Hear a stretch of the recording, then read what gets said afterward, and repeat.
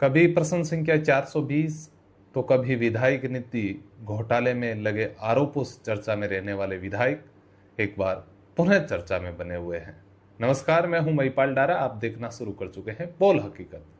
आज मैं बात कर रहा हूं खींवसर के विधायक रेवंतराम डांगा की, जो बार बार किसी ना किसी कारण से चर्चा में बने रहते हैं और इस बार भी वो एक ऐसे ही मुद्दे से चर्चा में बने हुए हैं। आइए जानते हैं क्या था पूरा मामला, किस वजह से विधायक डांगा है वो इस बार चर्चा में बने हुए हैं। दरअसल मामला कुछ इस प्रकार था। खींवसर विधानसभा के ग्राम दूतीना में जन सुनवाई शिविर का आयोजन हो रहा था और उस शिविर में तमाम वो प्रशासनिक अधिकारी जनता की समस्याएं सुन रहे थे और उस शिविर में वहां के स्थानीय विधायक रेवंतराम डांगा भी मौजूद थे। लेकिन इस शिविर में अपनी ही पार्टी के लोगों से उलझाएंगे ये शायद किसी ने सोचा होगा, लेकिन हुआ ऐसा ही। दरअसल भारतीय जनता पार्टी के नेता कानाराम जो कुछ शिकायतें लेके एसडीएम पंवार के सामने उपस्थित होते हैं, लेकिन एसडीएम उनको ये कहते हुए टाल देते हैं कि आप ऑफिस में आओ। तो इस बात की नाराजगी, इसकी शिकायत लेकर वो विधायक रेवंतराम डांगा के पास में जाते हैं कि एसडीएम है वो काम नहीं कर रहा है।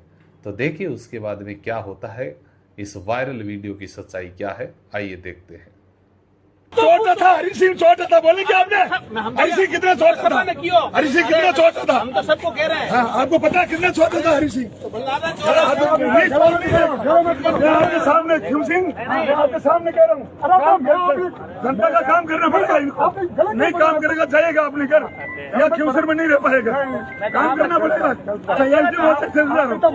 आप दादागिरी मत करो। आप मर गए क्या? छोड़े नहीं हनुमान है, सब बराबर। आप मर गए क्या? हरी सिंह तो फिर मर गए क्या? मर गए क्या? मर गए लो, आप मर गए क्या? हरी सिंह ने क्या किया?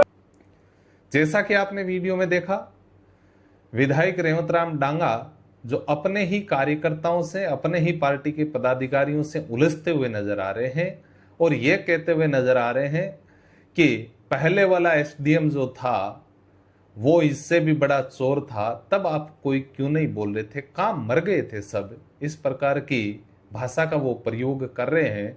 लेकिन विधायक महोदय भूल गए कि जिस एसडीएम की आप बात कर रहे हैं वो भी आपके ही कार्यकाल में यहाँ पे था, और जब आपको पता है कि वो चोर था तो आपने कोई कार्रवाई उस पर क्यों नहीं की। दरअसल ये मामला इस प्रकार से हुआ, जब कानाराम ने विधायक महोदय से शिकायत की कि आपका एसडीएम काम नहीं कर रहा है, उसी वक्त एक पास में खड़े व्यक्ति ने बोल दिया कि ये डांगा जी की मेहरबानी से यहाँ पे मौजूद हैं और सब कुछ करा धराया डांगा जी का है। इस बात को लेकर डांगा जी नाराज हो गए और बोल दिए कि चोरी में मेरा नाम कैसे आपने ले लिया। इस बात को लेकर दोनों आपस में उलझते हैं, तू मैं होती है और उसके बाद दोनों का पक्ष भी सामने आते हैं। कानाराम से जब बातचीत की तो उन्होंने बताया कि मैंने एसडीएम की कार्यशैली के बारे में विधायक को अवगत करवाया था। ये एसडीएम अपनी मर्जी से यहाँ पे कार्य करते हैं, कभी स्टे ले आते हैं, कभी स्टे तोड़ देते हैं और जनता का काम नहीं करते हैं, इसलिए हमने इनको शिकायत की। लेकिन जब विधायक डांगा से पक्ष जानना चाहा तो उन्होंने कहा मैं तो केवल पार्टी की रीति नीति समझा रहा था।